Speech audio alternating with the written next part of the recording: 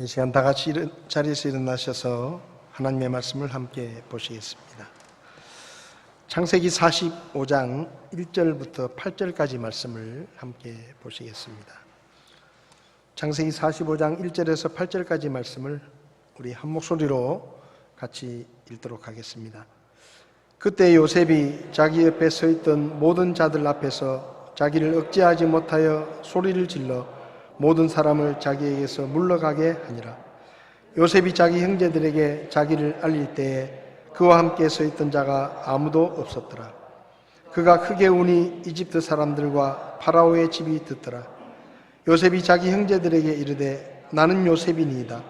내 아버지께서 아직 살아 계시나이까 하니 그의 형제들이 그 앞에서 불안하여 능히 그에게 대답하지 못하매 요셉이 자기 형제들에게 이르되 청하건대 내게로 가까이 오소서 하니 그들이 가까이 가매 그가 이르되 나는 당신들의 동생 요셉이니 곧 당신들이 이집트에 판 자니이다.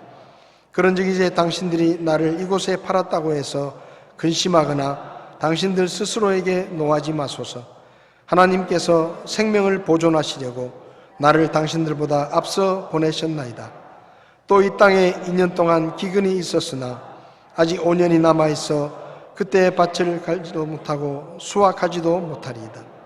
하나님께서 큰 구출로 당신들의 생명을 구원하시고 당신들을 위해 후손을 땅에 보존하시려고 나를 당신들보다 앞서 보내셨나니 그런즉 이제 나를 여기로 보낸 자는 당신들이 아니요 하나님이시니이다.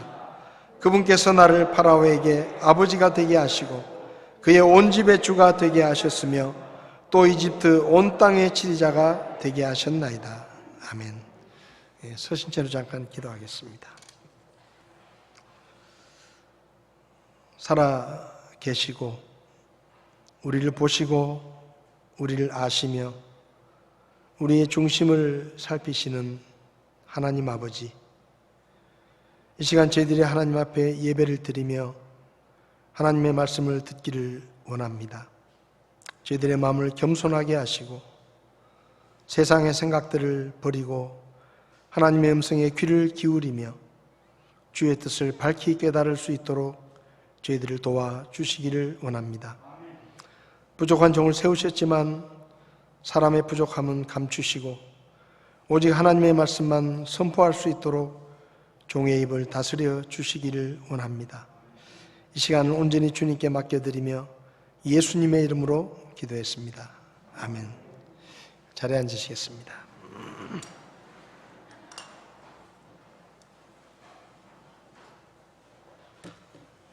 지난 주일에는 말씀 속에 돈 걱정 않는 길이 있습니다 라는 제목으로 말씀을 드렸습니다.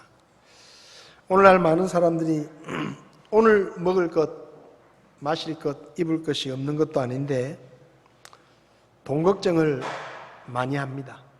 내일, 모레, 한 달 뒤에 아니면 몇 년 후에 쓸 돈까지 걱정하면서 늘 불안 가운데 살아갑니다. 그런데 하나님의 말씀을 열면 우리가 빈손으로 태어나서 10원 한 장 가지고 온 게 없는데 오늘까지 잘 먹고 잘 입고 잘 살아왔다는 것을 깨닫게 됩니다. 기적 같은 일이죠. 한 푼 없이 태어났는데 어찌됐든 부모님들의 돌봄과 또 공급하심을 통해서 또 여러 사람들의 도움을 통해서 하나님께서 그때그때마다 우리를 채워주셔서 우리는 지금까지 잘 살아왔습니다. 이 말은 앞으로도 하나님께서 우리를 굶어 죽도록 내버려 주지 않으실 것이고 입을 옷이 없어서 그냥 바깥에 나가지도 못하게 그렇게 내버려 두시지는 않을 것이다 라는 것을 말씀하는 것입니다. 그러니까 돈 걱정 하지 마십시오. 또 우리가 누군가 하면 우리가 세상에서는 그렇게 대단한 사람이 아닐지 모르지만 천지 만물을 창조하시고 이 세상 모든 것의 소유자이신 하나님의 아들, 딸입니다. 우리 육신의 부모님도 어쨌든 우리를 굶기지 않고 우리를 잘 먹이고 입히시려고 그렇게 희생을 하시고 때로는 자기가 먹을 것 안 먹고 자식을 먹이시고 그렇게 자식들을 키워주셨는데 하물며 하나님께서 그분의 자녀들인 우리를 내버려 두시고 굶어 죽거나 헐벗게 하실 리는 없습니다. 그러니까 여러분이 정말로 하나님을 여러분의 아버지라고 믿으시면 하나님의 자녀인 우리들은 돈 걱정을 할 필요가 없습니다. 하나님은 가진 게 돈밖에 없는 분입니다. 그렇게 믿지 않으세요? 이 세상 모든 것이 하나님의 것입니다. 그리고 그분은 우리 아버지입니다. 여러분, 우리가 하나님 앞에 하나님 제발 제 아버지가 되어 주십시오 라고 찾아가서 부탁한 거 아니고요. 우리가 사정한 거 아니에요. 그냥 하나님께서 너희가 나를 믿으면 내가 너희를 내 아들, 딸로 삼아 주시겠다고 먼저 이야기하셨고, 그리고 예수님을 믿을 때에 양자의 영을 우리에게 부어주셔서 하나님의 호적에 우리 이름이 아들, 딸로 기록되도록 하나님이 그렇게 하셨어요. 그러니까 우리가 해달라고 사정한 것도 아니고 부탁을 한 것도 아니고 하나님이 먼저 알아서 해주셨기 때문에 우리는 걱정할 필요가 없습니다. 전능하신 하나님을 아버지로 모시고 살면서 꼭 무슨 소년 가장처럼 내가 열심히 벌어서 내가 먹고 살아야 된다라는 강박관념을 가지고 걱정을 하면서 사는 것은 그건 말 그대로 하나님 아버지를 욕되게 하는 것입니다. 그러니까 여러분은 절대로 어디 가서 돈 없어 죽겠다 그런 소리는 절대 하지 마세요. 오늘은 이제 이 창세기 45장의 말씀을 가지고 말씀 속에 상처에서 벗어나는 길이 있다라는 제목으로 말씀을 드리려고 합니다.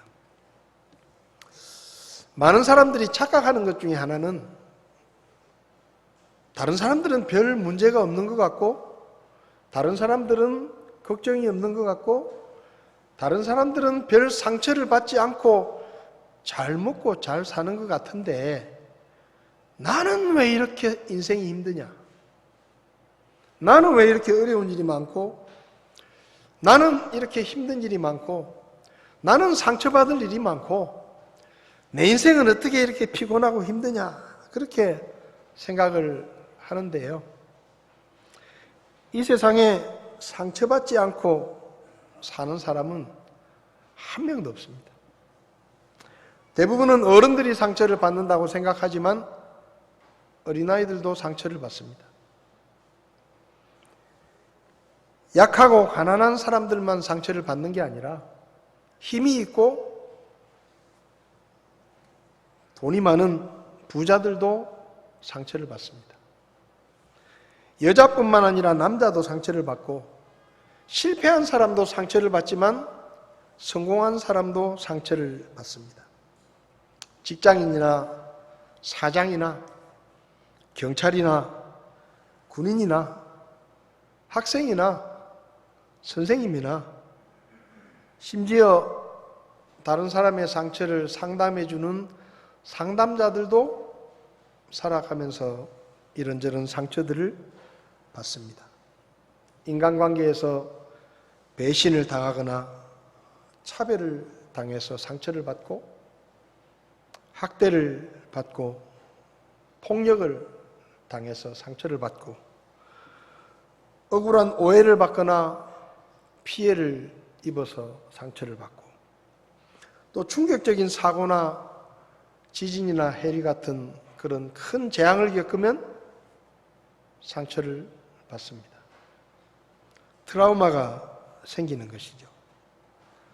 세월호 사건이 일어났을 때 돌아가신 분들도 많이 있었지만 생존한 분들도 있었는데 그분들은 전부 상처 치료를 받고 지금도 그 상처에서 헤어나오지 못하고 힘든 삶을 살고 있는 분들이 많습니다. 탤런트 김보성 씨는 어린 시절에 닭장 옆에 갔다가 닭이 날갯짓하는 소리에 너무 놀라가지고 지금은 닭장 옆에는 근처에도 가지 않고 치킨은 절대로 안 먹는다고 합니다. 송혜 씨는 1974년에 아들이 한남대교에서 오토바이를 타고 가다가 사고가 나서 죽었는데 그 일 때문에 이분은 절대로 한남대교를 지나가는 적이 없다고 합니다. 멀리 돌아가더라도 다른 다리를 넘어서 한강을 넘어온다고 합니다.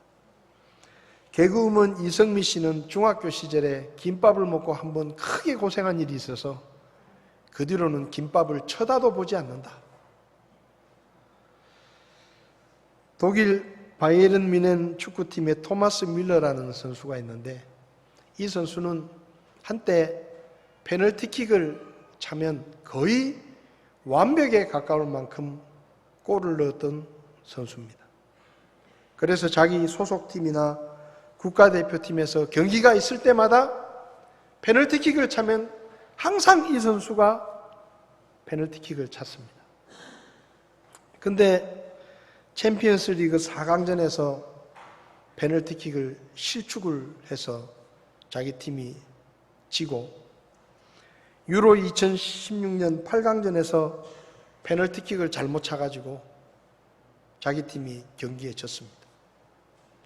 그게 후유증이 남아가지고 페널티킥을 차러 앞에 가면 가슴이 뛰고 골을 넣지 못하면 어떡하나 하는 그 불안 때문에 너무 힘든 거예요.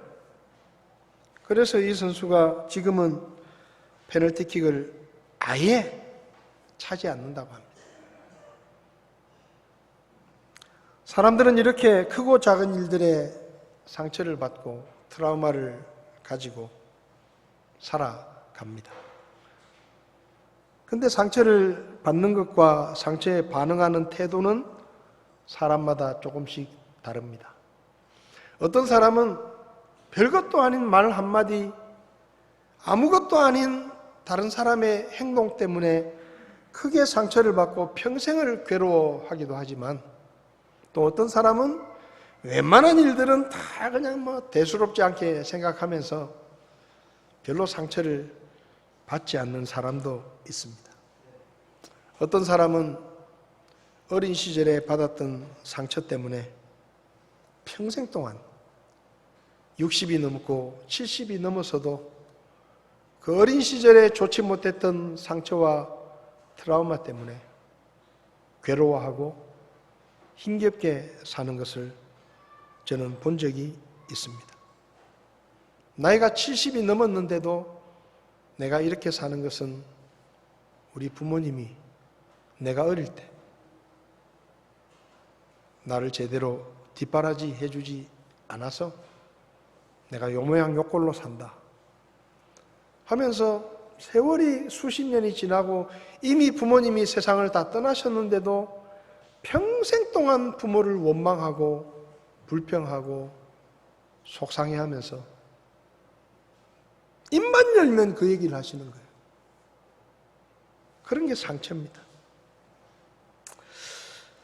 어떤 사람은 크고 작은 상처를 받지만 그 상처를 잘 반응하고 처리해서 성장과 발전의 기회로 삼고 더 나은 삶을 살아가는 사람들도 있습니다. 우리가 살면서 상처받지 않고 살 수는 없어요. 우린 약하기 때문에 상처를 받습니다. 근데 문제는 상처를 받더라도 좀 적게 받아야 되고, 그리고 지난날의 상처 때문에 그 상처에 발목이 잡혀서 오늘의 기쁨과 오늘의 평안을 누리지 못하고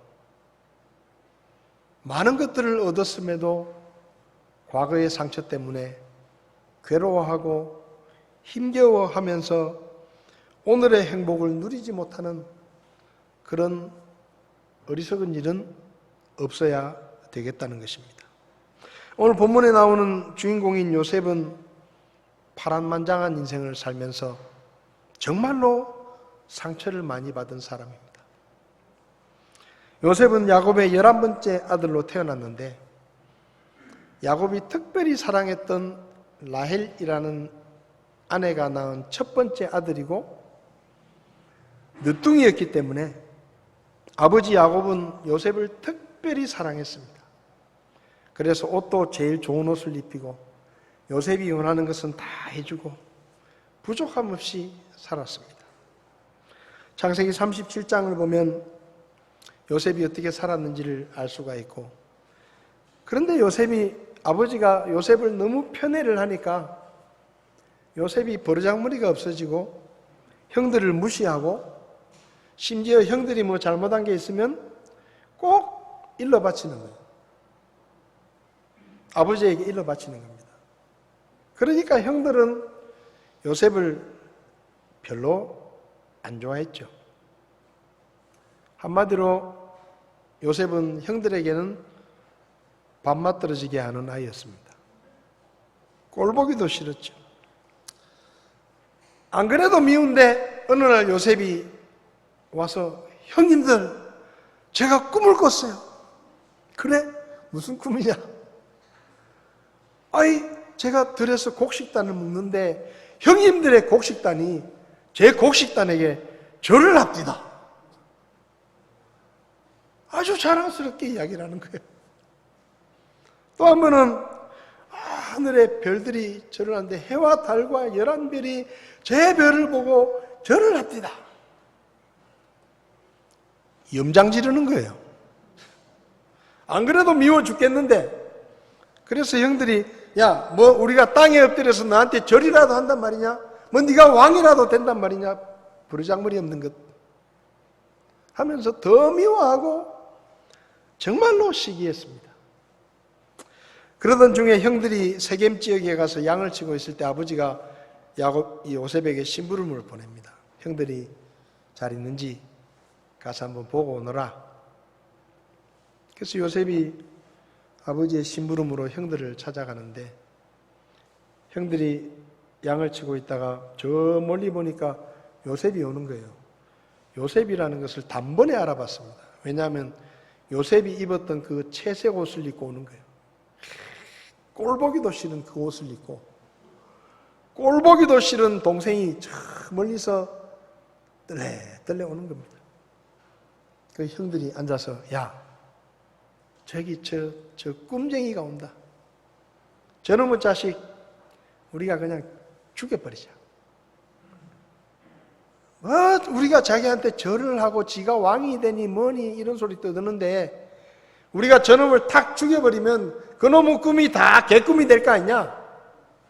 그러니까 이참에 아버지도 없고 그냥 없애버리자 하고 작전을 딱 세우고 있는데, 그래도 큰형 루벤이 가만히 듣다 보니까 아버지가 그렇게 사랑하는 동생인데 저놈이 죽으면 아버지가 너무 슬퍼하실 것 같은 거예요. 그래서 나중에 몰래 동생을 살려주려고 죽일 필요까지 있겠냐. 그냥 여기 빈 우물이 많은데 비가 올 때는 물이 차지만 지금은 비가 안 오는 철이라 다 말라 있는데 거기 구덩이에 던져놓고 그냥 우리 손에 피 묻히지 말자. 그래가지고 요셉이 도착하니까 형들이 다짜고짜 채색 옷을 벗기고 구덩이에 던져 넣었습니다. 졸지에 요셉은 영문도 모르고 그냥 던져진 거예요. 그리고 형들이 음식을 먹고 있는데 마침 상인들이 쭉 지나가는 거예요. 그래서 그 형들 중에 유다가 우리가 저놈을 저 구덩이에서 죽이는 것보다 그래도 돈이라도 좀 챙기자. 돈이라도 받고 저놈을 팔아넘기는 게 더 낫겠다. 그래가지고 구덩이에서 끌어내가지고 은 20개를 받고 상인들에게 팔아넘기죠. 형들에게 배신당해서 이집트로 팔려갑니다. 이집트로 끌려간 요셉은 파라오의 경호대장인 보디발의 집에 노예로 팔려가서 노예 생활을 합니다. 아버지의 특별한 사랑을 받으면서 부족함 없이 살았던 요셉이 하루아침에 형들에게 배신당해서 죽을 뻔하다가 노예 생활을 하게 됩니다. 요셉의 나이 17살에 그는 형들에게 배신을 당하고 죽을 뻔하고 노예로 팔려와서 혼자 외롭고 힘겹게 타국 땅에서 노예 생활을 시작합니다. 그런데 그게 다가 아니에요. 요셉은 노예로 살았지만 열심히 살았습니다. 성실하고 또 하나님께서 도와주셔서 주인에게 인정을 받고 이제 어느 정도 삶이 안정이 돼가고 있었는데 그 안정도 오래 가지 않았습니다. 보디발의 아내가 요셉을 유혹합니다. 그래서 요셉은 주인에게 충성심 때문에 보디발의 아내의 유혹을 거절했는데 그 아내가 거짓말을 해서 주인의 아내를 겁탈하려고 했다는 파렴치범의 누명을 쓰고 감옥에 갇힙니다. 설상가상이에요. 다행히 감옥에서도 요셉은 하나님의 도우심을 받아서 간수에게 인정을 받고 죄수들을 관리하는 일을 합니다. 그러니까 갑자기 어려운 일이 생겼지만 또 좀 지나면 이제 정신을 차리고 나름대로 안정이 되는 거예요. 근데 뭐예요? 안정이 되면 뭐예요? 감옥에서. 아무런 희망이 없는 거예요. 근데 어느 날 파라오의 신하 두 사람이 요셉이 갇혀있는 감옥에 들어옵니다. 술 맡은 관원과 빵 굽는 관원이 들어와요. 근데 어느 날 이 두 사람이 동시에 이상한 꿈을 꾸고 꿈자리가 뒤숭숭해가지고 불안해하고 있는데 요셉이 그걸 보고는 뭐 때문에 그러시냐고. 그러니까 내가 어젯밤에 꿈을 꿨는데 그 이상한 꿈을 꿔가지고 도대체 무슨 일인지 모르겠다. 저한테 한번 얘기를 해보세요. 제가 그 꿈이 무슨 뜻인지 알려드리겠습니다.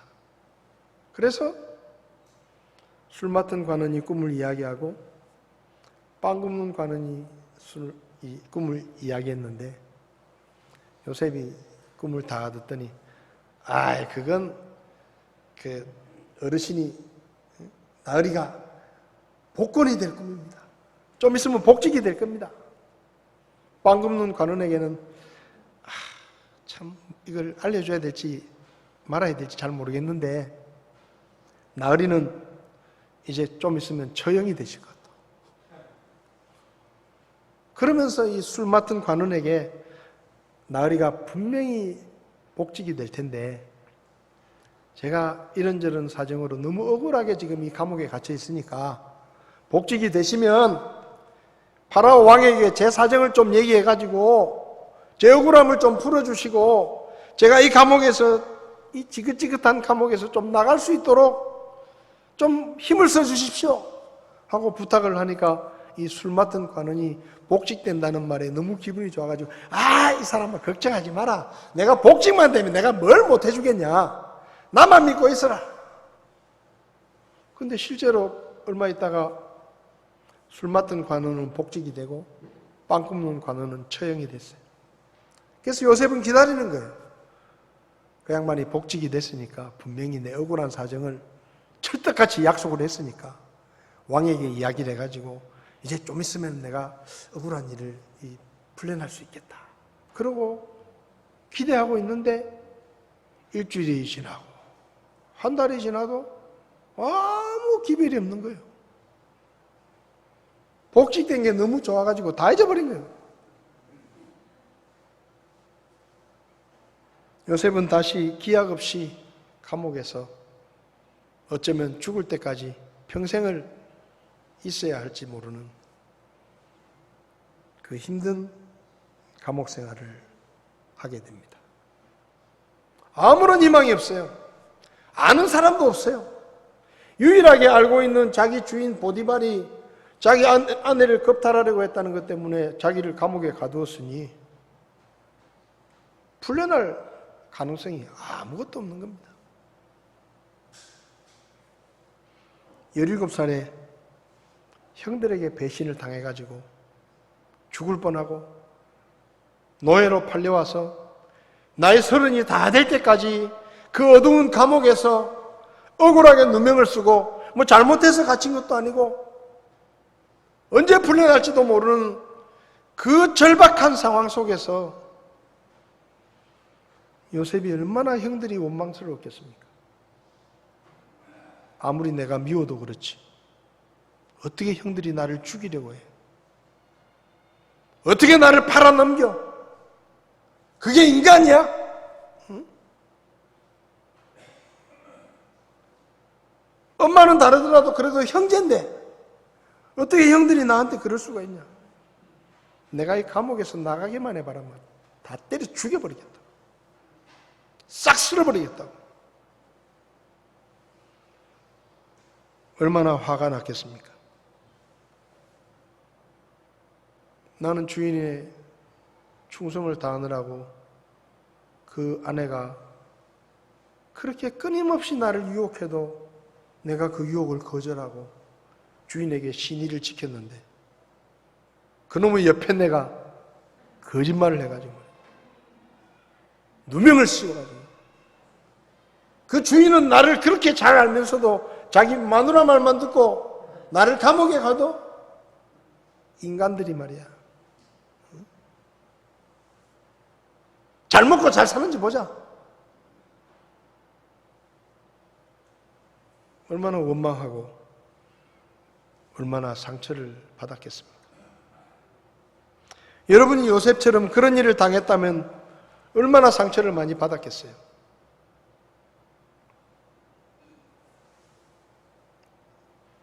형제들끼리 부모한테 조금만 더 상속을 받아도 기분 나쁜데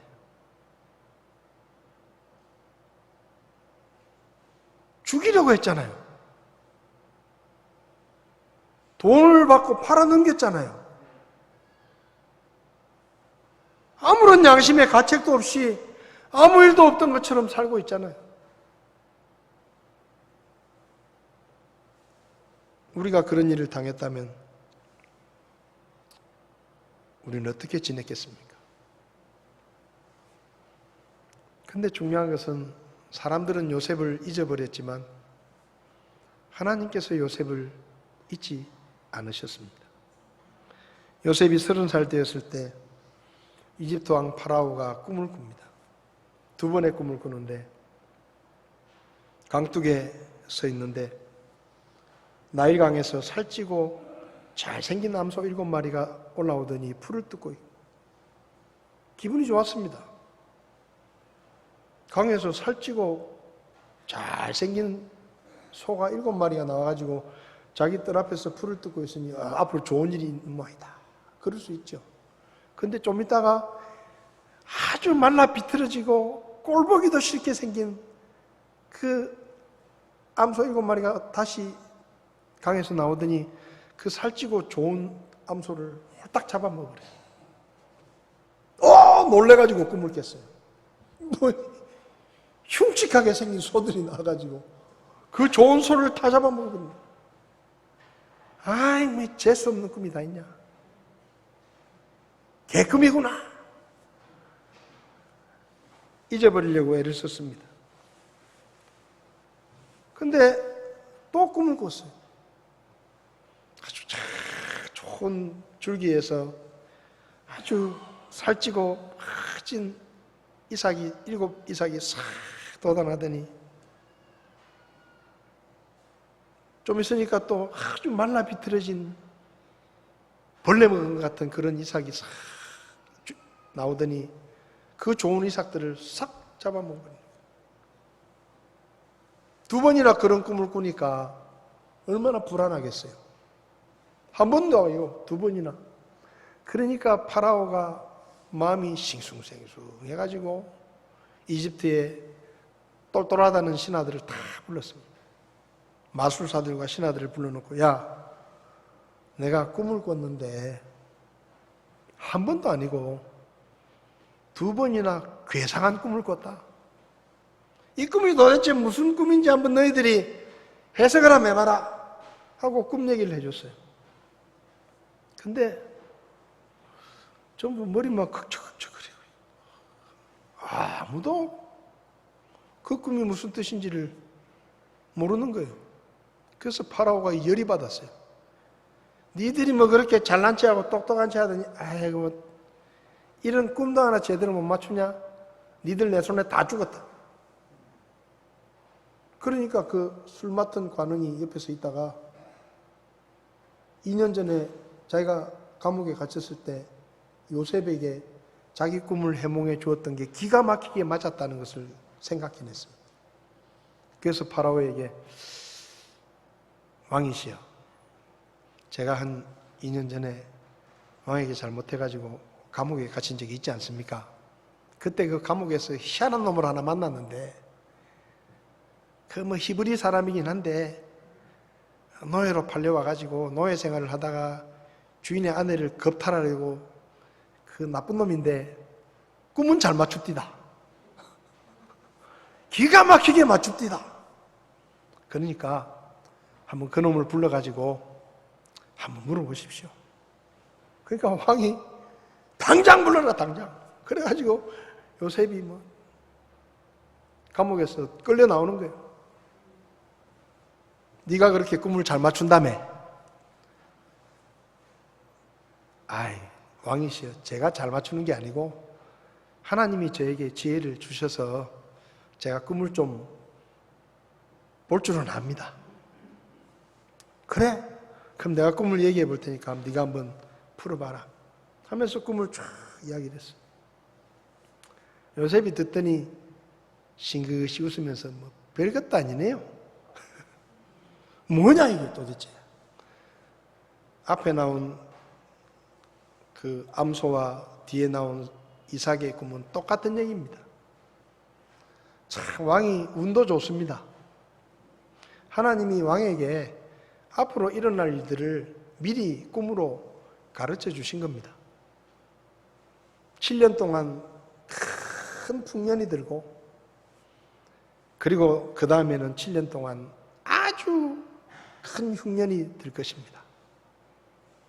하나님이 왕에게 미리 가르쳐 주셨으니 풍년의 때 흥청망청 먹고 쓰지 말고 곡식을 좀 잘 아껴놨다가 흉년을 대비하십시오. 이집트에서 뭐 똘똘한 사람 많을 거니까 당신 밑에 똘똘한 사람 하나 세워가지고 그 일을 준비하라고 시키십시오. 근데 파라오가 그 얘기를 가만히 듣다 보니까 기가 막힌 거예요. 그 요셉에게 반했어요. 어이구, 우리나라에 똑똑하다는 놈들은 전부 찍소리도 못하고 있는데 그 나이 30의 그 청년이 저렇게 똘똘하니, 그리고는 앞으로 어떻게 해야 될 것까지 다 이야기를 해주는 거예요. 그러니까 파라오가 신하들에게 말합니다. 야, 너희들 중에 이 친구보다 더 똑똑한 사람 있냐? 전부 찍소리도 못하는 거예요. 이 친구가 내가 보니까 제일 똑똑한 것 같고 뭐 이 친구가 믿는 하나님이 뭐 이 친구한테 지혜를 주셨다고 하니까 내가 이 친구를 책임자로 세워가지고 이 나라를 돌보게 해서 그 일을 하도록 맡기겠다 하면서 반지를 딱 빼가지고는 요셉의 손에 반지를 딱 끼워주고 뭐하고 있냐 이놈들아, 절을 해라 절을. 그래가지고 전부 이집트의 신하들이 납작 엎드려서 절을 하고 요셉이 2인자, 당시의 최강대국이었던 이집트의 총리가 됩니다. 36살 청년이 우리나라 제1야당의 대표가 됐습니다. 상상할 수도 없는 일이 일어났어요. 영선, 국회의원 한 번도 안 해봤는데 제1야당의 당대표가 됐어요. 사람들은 기적이라고 말합니다. 그보다 더 큰 기적이 뭐냐? 외국인 노예 출신의 주인의 아내를 겁탈하려고 파렴치범으로 붙잡혀왔던 죄수 요셉이 하루아침에 그 어마어마한 나라 이집트의 총리가 된 거예요. 파라오가 반지까지 딱 끼워주고 모든 신하들 앞에서 너희들이 다 절을 하고 앞으로 이 사람을 나처럼 생각하고 모셔라. 시키는 대로 들어라. 기적 같은 일이 일어난 겁니다.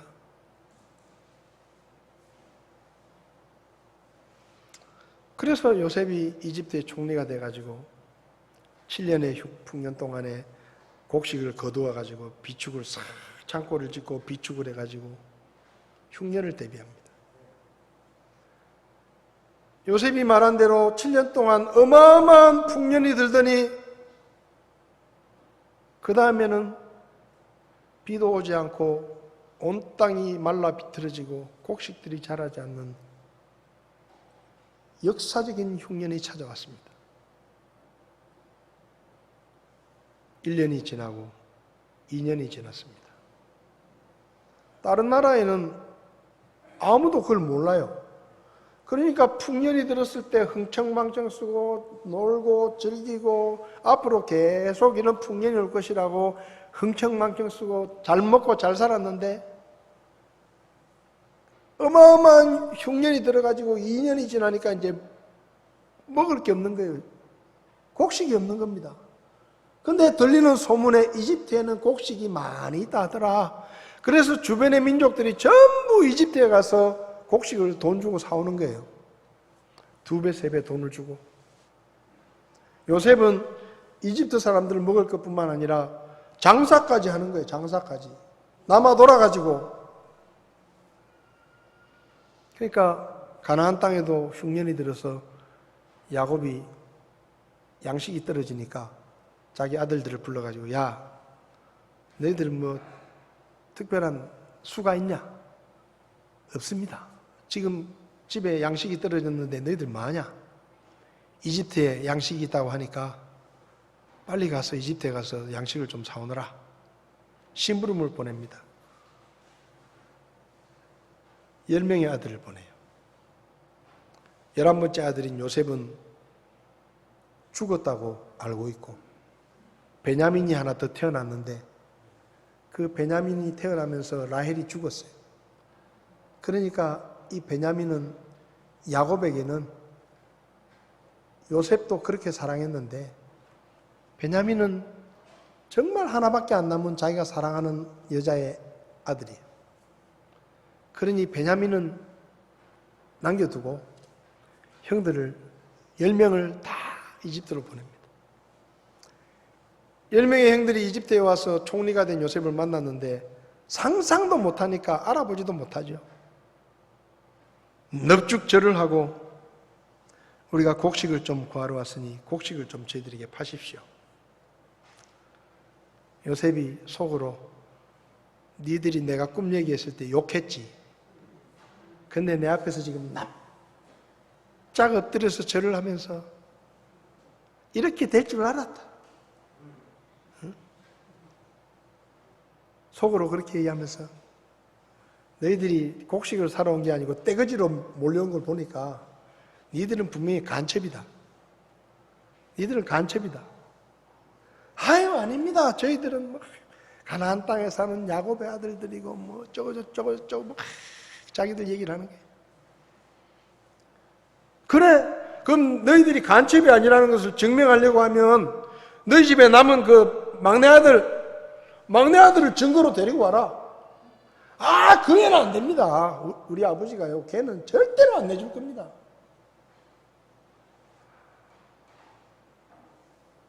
그 형이 있었는데 죽어가지고 아버지가 걔는 절대로 안 보낼 겁니다.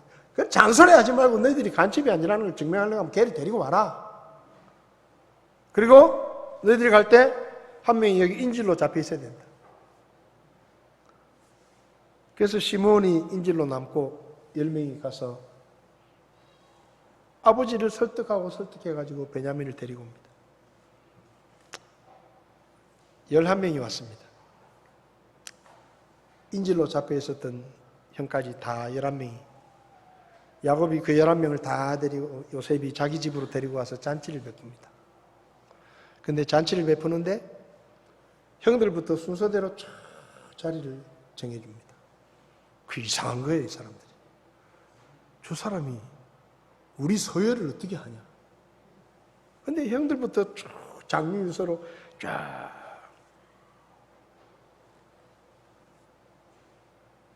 그리고 얼마 후에 형들 앞에서 자기가 요셉이라는 것을 알리는데 그 내용이 오늘 45장의 이야기입니다.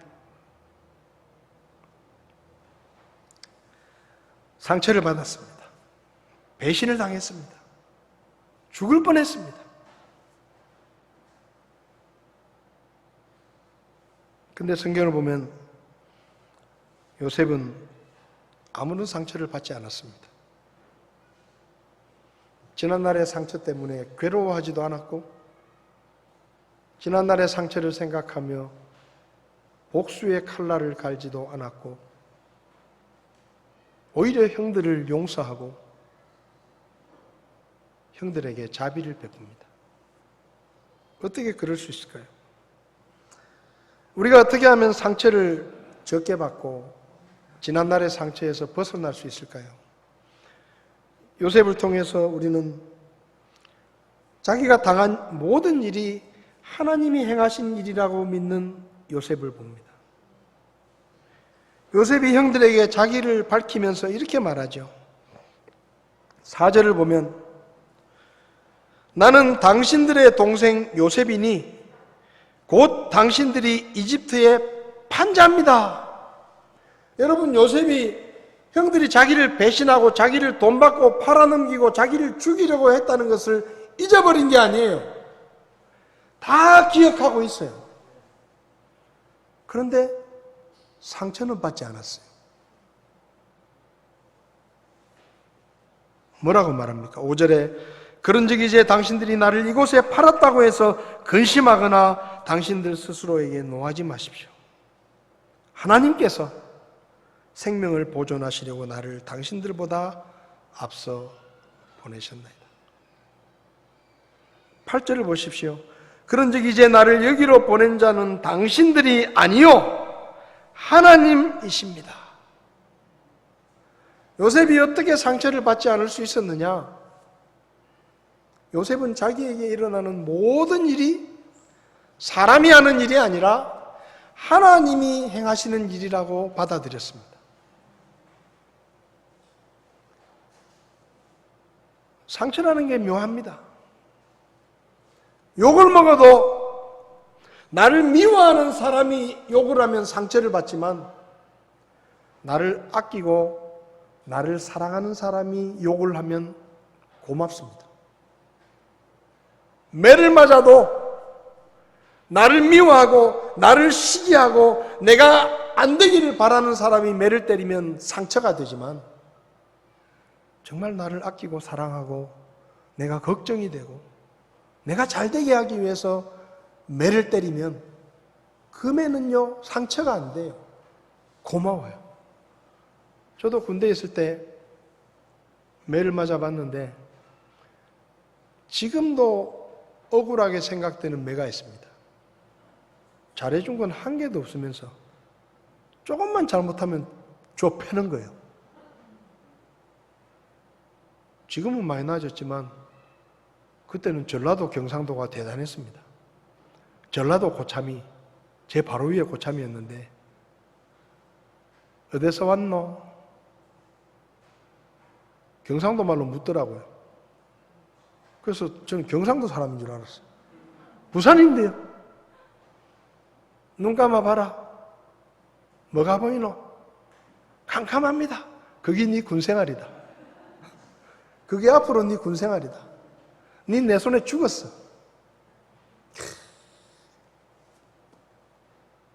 지긋지긋하게 괴롭히더라고.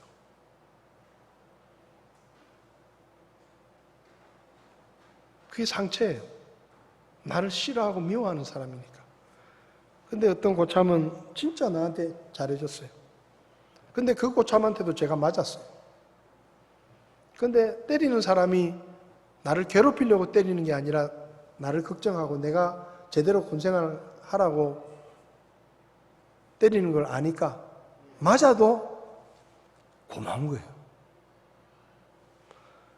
요셉이 형들이 자기를 미워하고 자기를 시기하고 자기를 팔아넘기고 죽이려고 하고 노예로 팔아넘겨서 죽을 고생을 했습니다. 만약에 요셉이 형들이 나를 팔았다고 생각했으면 요셉은 죽을 만큼 괴로운 상처를 받고 감옥에 갇혀있는 동안에 이를 갈면서 살았을 것입니다. 복수를 계획했을 것입니다. 매일매일이 지옥 같았을 것입니다. 근데 요셉은 자기를 미워한 형들이 한 일로 받아들이는 게 아니라 자기를 사랑하시는, 누구보다 내가 잘 되기를 바라시는 하나님께서 하신 일이라고 생각하니까 상처가 안 되는 거예요.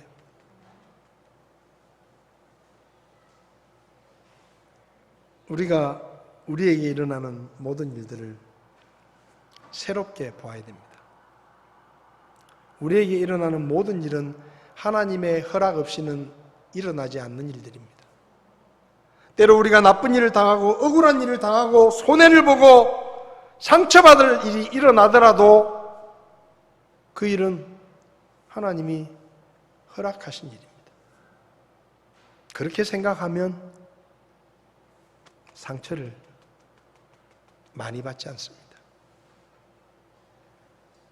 왜요? 하나님은 우리를 죽을 만큼 사랑하시잖아요. 하나님은 누구보다 우리가 잘 되기를 원하시잖아요. 그런 분이 우리를 좀 때리는 거예요. 우리에게 야단을 좀 치는 거예요. 그럼 오히려 그게 고마운 거예요.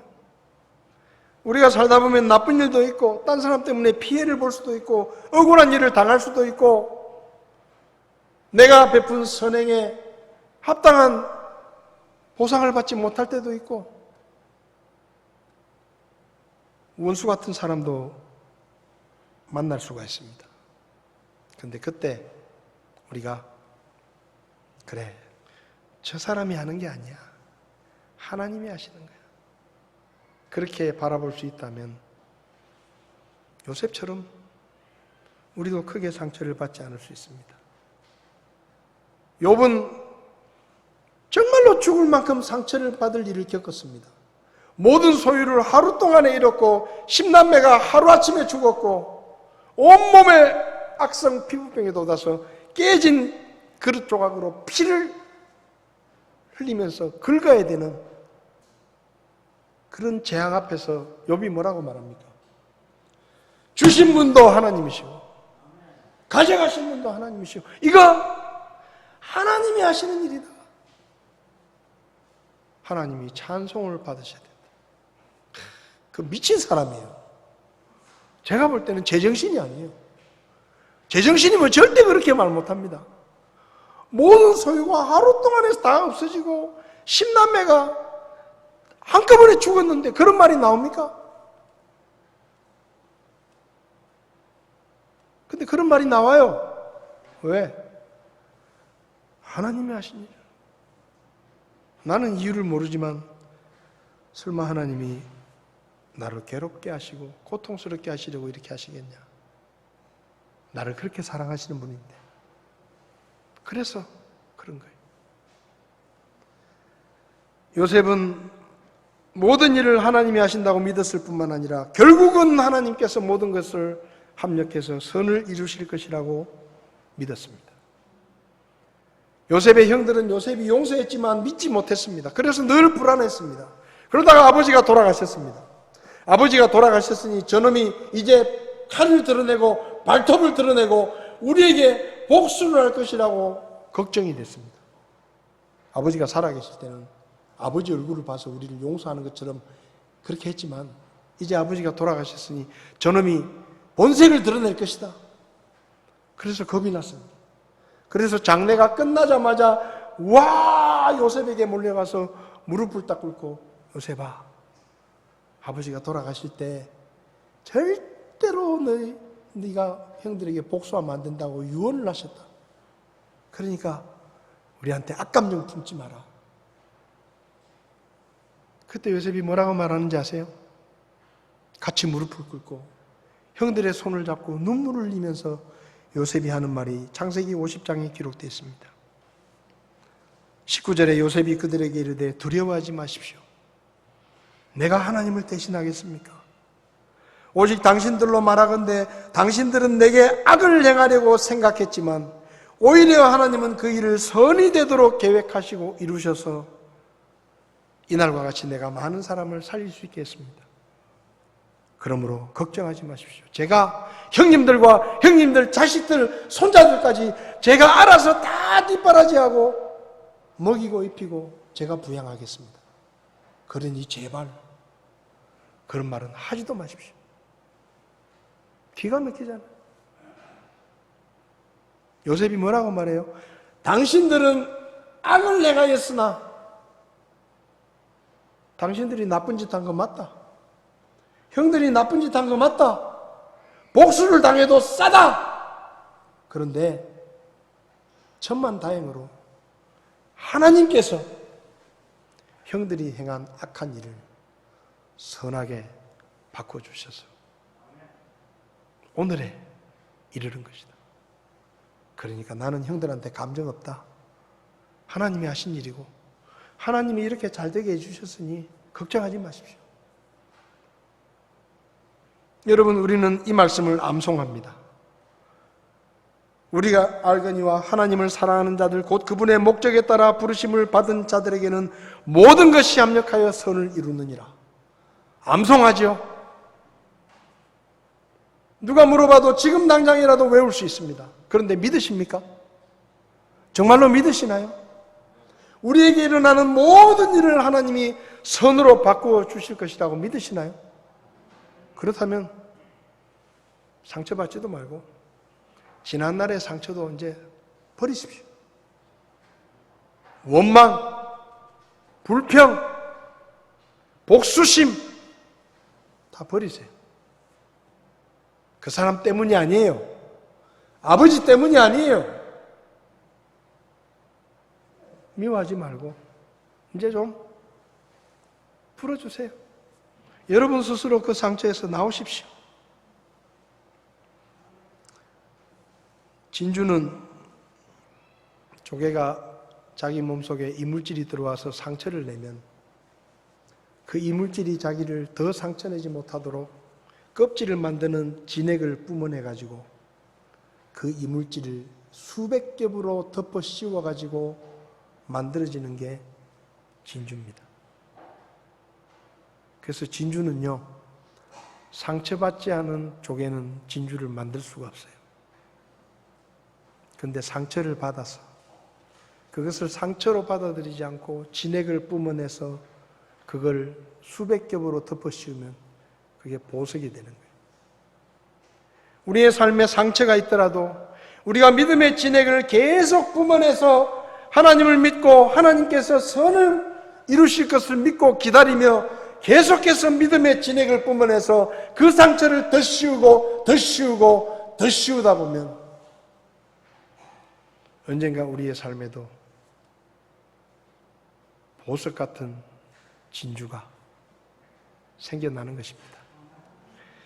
요셉의 진주는 그냥 만들어진 게 아닙니다. 여러분, 힘들죠? 아플 때도 있습니다. 배신당할 때도 있고 억울할 때도 있고 누군가 죽도록 미울 때도 있어요. 5년, 10년이 지났는데도 그 사람 생각만 하면 그냥 기분이 나빠지고 속이 상하고 화가 나고 당장이라도 쫓아가서 때려 죽이고 싶은 그런 분노가 끓어오를 때도 있습니다. 사람이잖아요. 그런데 여러분, 우리는 그냥 사람이 아니고 하나님을 믿는 사람들입니다. 하나님이 하시는 일이고 언젠가 조금 더 있으면 우리 속에서도 진주가 생길 것을 믿고 여러분의 상처를 벗어버리시기를 바랍니다. 상처받지 마시기 바랍니다. 다 눈을 감으시겠습니다.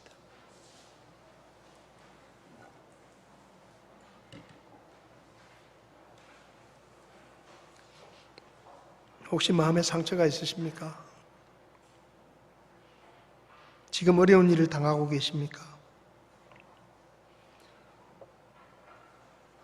사람이 하는 일이라고 생각하지 마시고 우리를 죽기까지 사랑하시고 아들도 아끼지 않고 주신 하나님, 절대로 실수하지 않으시는 그 하나님, 누구보다 우리가 잘 되기를 바라시는 그 하나님이 지금 우리의 모든 일들을 이루어 가십니다.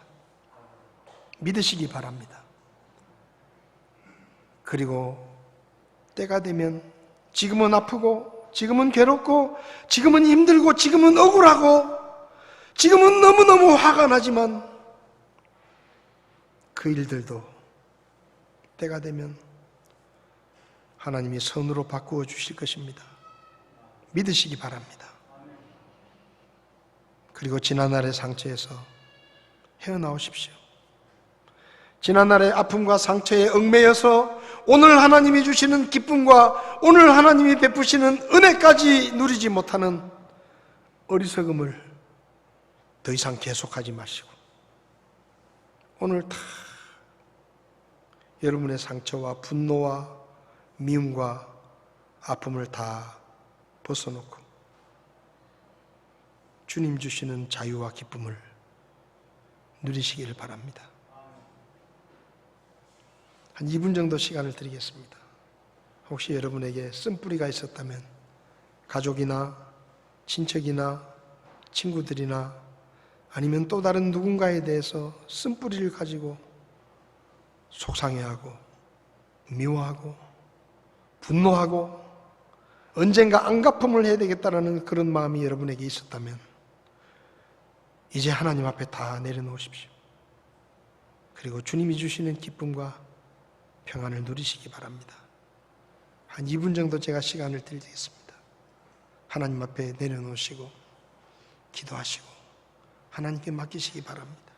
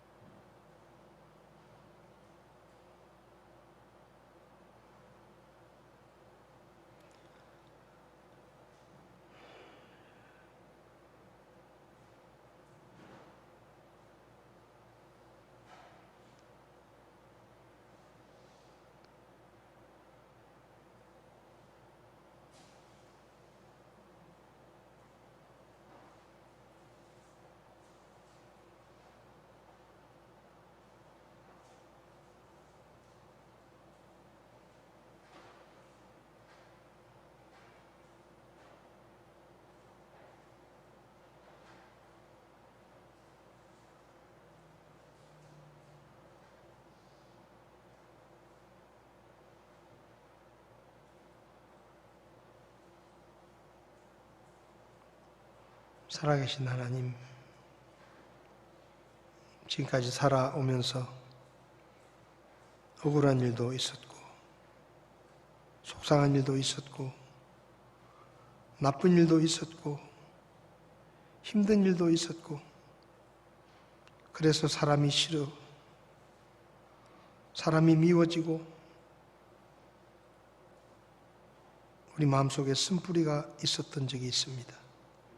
하나님, 오늘 말씀을 통해 우리에게 일어나는 모든 일이 우리를 죽기까지 사랑하시는 하나님이 행하시는 일이며 주님의 때에 선으로 바꾸신다는 것을 우리에게 알려주셨으니 우리가 이제는 그 상처를 내려놓고 그 상처에서 벗어나서 오늘 하나님이 베푸시는 은혜와 사랑을 경험하며 하나님 앞에 감사하며 찬양하며 살 수 있게 저희를 도와주시기를 원합니다. 오랫동안 우리를 괴롭히던 쓴뿌리들을 다 캐내서 하나님 앞에 내려놓게 하시고 이제부터는 주님이 주시는 기쁨과 평안과 자유를 누리며 감사하며 기뻐하며 사랑하며 용서하며 하나님이 주시는 평안을 마음껏 누리며 살아갈 수 있도록 저희를 도와주시옵소서. 예수님의 이름으로 기도했습니다. 아멘. 예배를 마치겠습니다.